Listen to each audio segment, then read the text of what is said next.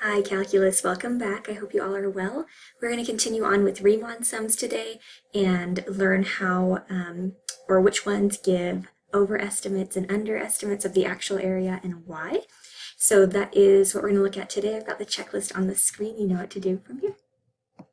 All right, so I want to take a look at this graph. I am estimating the area under the curve from 0 to 4 with one rectangle. And in this case, am I using LRAM, RRAM, or MRAM? I'm using LRAM, it is checked here. Hopefully you can tell I'm using the left Y value, right? And how do I get a better approximation? I use more rectangles, right? What's the problem with using more rectangles? It's more work, okay? Notice that, however, no matter how many rectangles I use, is LRAM always going to, in this case, always going to give me an overestimation of the actual area or an under? It's always going to be slightly over in this case, right? No matter, remember, the more rectangles, the better, right? But if I just go back to my one rectangle here, and one is all I need to know, I can see, yeah, this is a little bit too much, right? What about the function, f of x here, do you think is making this area, LRAM, be too much? It's the fact that our function is decreasing. On the interval we're looking at, 0 to 4, okay? So because the function's decreasing, my left y value, the definition of decreasing is that your left y value is larger than your right y value, right? So I'm going to create a rectangle that is slightly too large, okay? Now, not surprisingly, if I have a decreasing function, let's go to a few more rectangles here. RRAM is going to be an underestimation. See how you have some empty space here that you haven't quite captured, right? So if your function is decreasing, then RRAM is going to give you an under approximation, okay? And the converse is true as well, right? If your function is increasing, RRAM will be slightly over, LRAM will be slightly under the actual area. Okay, now let's take a look at MRAM. So what do we think? Here I've got MRAM with 9 rectangles. Over, under, hard to tell? For me, it's hard to tell because if we look here, for each rectangle, yeah, you've got a little bit of area over, but you also have some empty space there as well, correct? So in this case, this has nothing to do with the increasing, decreasing behavior of F. This has everything to do with the concavity of F. So if F is concave down, MRAM is going to be slightly over. Let me go. Here we go. I'm just using 1 as always the best strategy. You can see, oh yeah, I've got a little bit more over than I do than this empty space here, right? So MRAM is going to give you, in this case, an over approximation. And why is that again? It's because F is concave down, okay? So LRAM and RRAM depend on the increasing, decreasing behavior of F, and MRAM and trapezoidal method depend on the concavity of F, whether they're over or under estimates. All right, so let's go ahead and summarize what we just saw. So which two are typically the worst approximations, assuming the same number of intervals? That is going to be, let's see if it'll pop up here for me. That is going to be LRAM and RRAM, so I'll force pause on your screen. You write that in a sentence for me. All right, then which two are typically the best approximations? Again, assuming that I'm using the same number of subintervals. That'll be MRAM and trapezoidal. So I'll force another pause on your screen. Make sure you've got that written down. All right, so we know that left and right give kind of the worst approximations, but they're usually the easiest to do, right?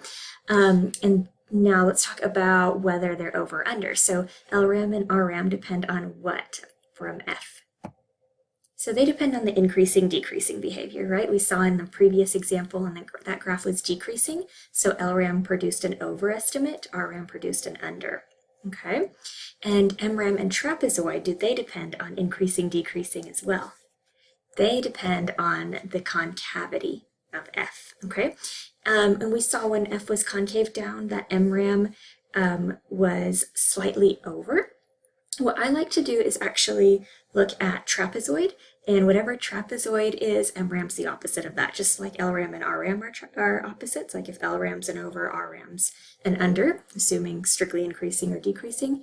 Same for MRAM and trapezoid, okay? So let me show you what I mean here. All right, so let's take a look at the two graphs I have here. The one on the left is this concave up or down.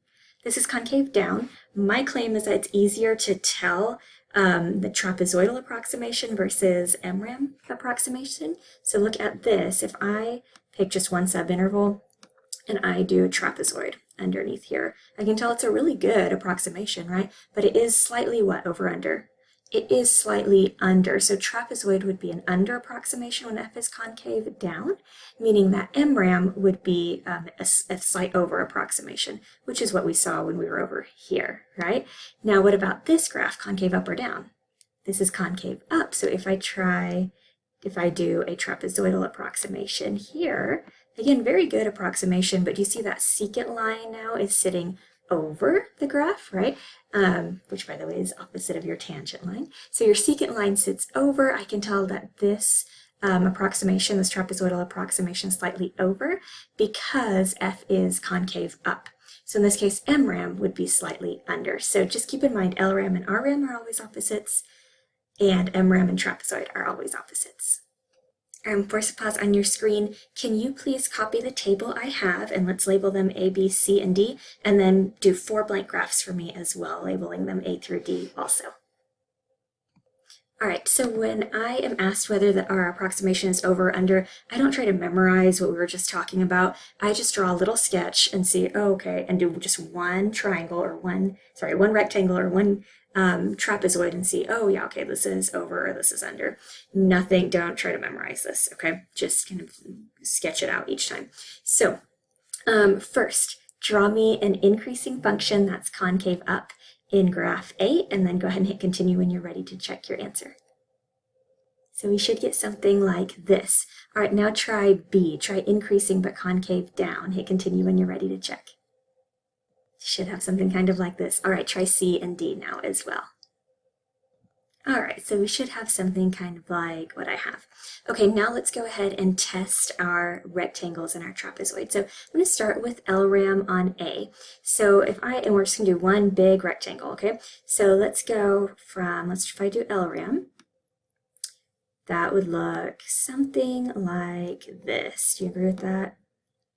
So LRAM in this case, is this an over or under? Certainly under, right? And remember, LRAM and RRAM are your two extremes, okay? So if LRAM is under, then RRAM should be what? RRAM should be over. Let's try it on that same interval. So RRAM would look something like this, right? And that is indeed over, okay? So LRAM is going to be our smallest. RRAM is going to be our largest, right? Okay. Now your actual area is always going to be right in the middle. So now we're going to test trapezoid and MRAM. Remember, I just go ahead and test trapezoid, and MRAM's always the opposite. So if trapezoid is over, MRAM's under, and vice versa. All right, so let's test, let's draw a trapezoidal approximation on that same subinterval. All right, so I'm going to go here,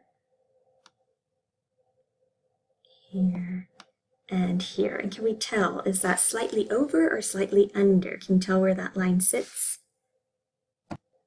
That is slightly over my curve, but you see how good of an approximation it is, right? So if trapezoid is slightly over, what is slightly under? MRAM, okay? So let's put them in this order. LRAM is smaller than MRAM, is smaller than your actual, is smaller than trapezoid, is smaller than RRAM for increasing concave up function, okay? All right, let's try increasing concave down. Let's do the same thing for option B, okay? So let's start again with LRAM. So again, I'm just going to pick one kind of large interval to look at, okay? So I can tell LRAM is still under, right? And that's because our function's increasing, right? So if LRAM is under, what should be over? RRAM should be over. Let's test it. So RRAM would look like this, which it definitely is over, okay? And then let's go ahead and look at which other one. Let's look at MRAM. So MRAM on that interval is going to look like this. Here to here to here. What do we think? Over or under? Under. Okay, so let's put these in order. So it's going to go LRAM again. And this time we'll have trapezoid also as an under, but much better, right? And then I would have the actual area. Okay, then the next one would be MRAM. And then the final one would be RRAM, and over, which is an over, right? So they would go in this order. All right, can you try C on your own and then hit continue when you're ready to check?